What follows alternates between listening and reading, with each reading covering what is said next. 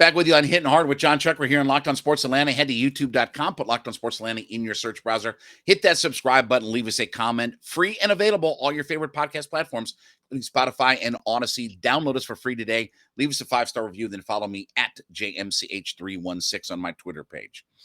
So a story that came out yesterday, and it confirmed everything that I had been told.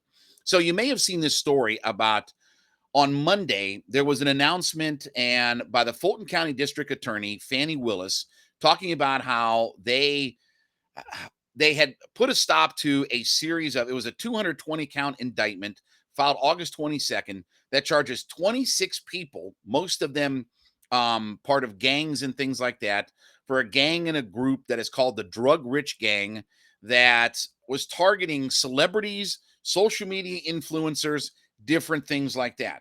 And it included home invasions, burglaries, carjacking, all sorts of different things.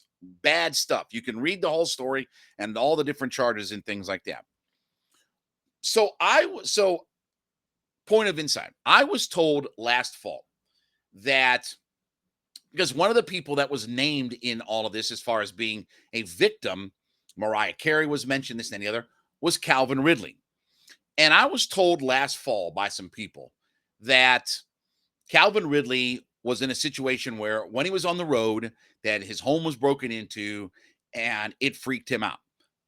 And that a big reason why that he struggled to come back was the fact that this stuff going on completely freaked him out. And he's got a young child at home, and the idea of going on the road and going to games and traveling, and this happened early in the season, just freaked him out. He did not want to leave his home or family or anything like that.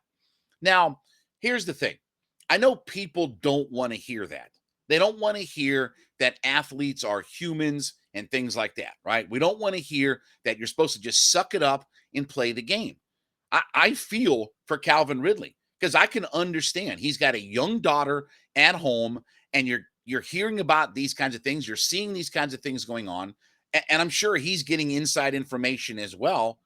And it confirmed everything. That story that I read confirmed everything that had been told to me about what was going on with Calvin Ridley. So here's what I'm going to say to you.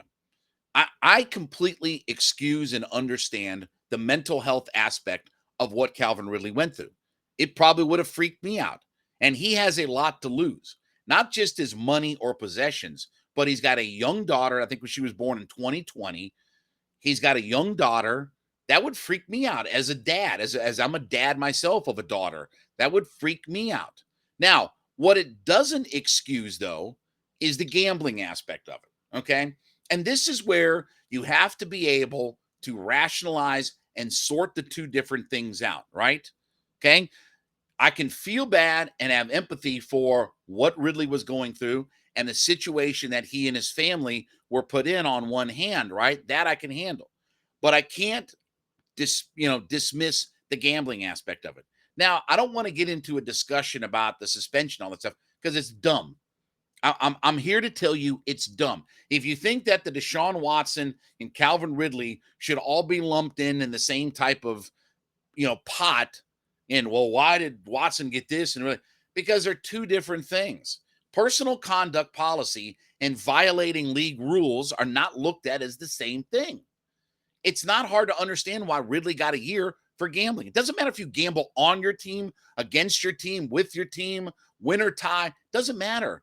That all goes to the integrity of the game, and people that have inside information can pass that on to other nefarious people or be influenced by nefarious people. Never heard of the Boston College point shaving scandal? You can start out good and then it can turn around in a different direction. So they're not comparable. So I can't forgive Ridley for that aspect of it. But after reading the story, I do completely understand and forgive him on the mental health aspect of it. I know a lot of people want to make fun of, why isn't he tougher? He should just be out there on the field and this, that, and the other. Look, there's all kinds of things that we go through emotionally that you get in a situation where, and again, when you read, this wasn't a simple just, hey, they knocked the guy over on the street and took the guy's wallet or whatever like that. We're talking carjackings. We're talking home invasions, break-in, armed robbery. We're talking some serious stuff that goes on here. And who knows? I mean, look, if you have a bunch of dirtbag lowlifes that are willing to do all of that, then who knows? I mean, again, who says that they can't take it up to the next level? Hell, if I'm already carjacking and home invading and all this kind of stuff and all this, who's to say that if somebody doesn't do the wrong thing, that somebody doesn't get shot or whatever? So I completely understand the mental health aspect that Ridley went through. And I am fine and willing to forgive him for all of that. The gambling thing, I'm not. That's just stupid. That's irresponsible. And he knows better than all of that. Now, what does it all mean? I think it means that Calvin Ridley has still played his last game for the Atlanta Falcons. Yes, they have a final year, his fifth-year rookie option, right? Whatever it is, 11, 10, 11, $12 million, whatever that number is, they have the vet available to him.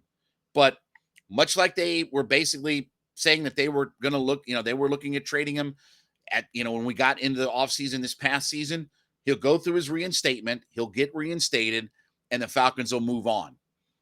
And they'll be life post Calvin Ridley. It'll be the Drake Londons and the Kadero Hodges and the Brian Edwards and all these vagabonds that we have at the wide receiver position.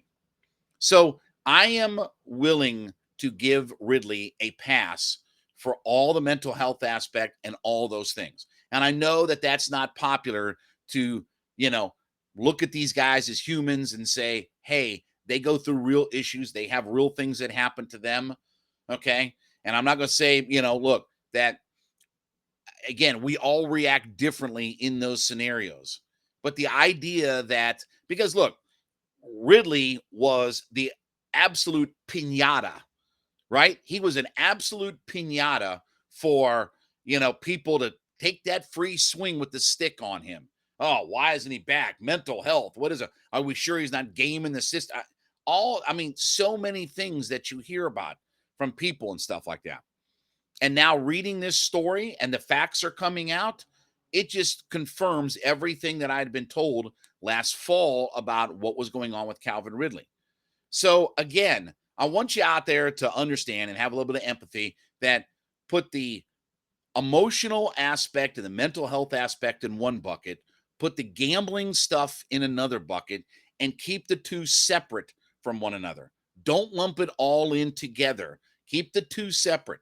You can forgive him and understand what he went through with the gang-related home invasion stuff, but also critique and criticize him for doing the stupid thing as far as gambling goes. All right, we thank you so much for making Hittin' Hard with Jon Chuckery your first listen. Make my friends over at ATL Day Ones your second listen every day as my friends Jarvis Davis and Nitra Batiste talk about all things in the heart of the city of Atlanta. Free and available at youtube.com, Locked on Sports Atlanta. Put that in your search browser. Hit the subscribe button. Leave us a comment. We are free and available to download on all your favorite podcast platforms, including Spotify and Odyssey. Leave us a 5-star review, and then follow me on my personal Twitter page at JMCH316. Back with you tomorrow. This has been Hittin' Hard with Jon Chuckery, Locked on Sports Atlanta.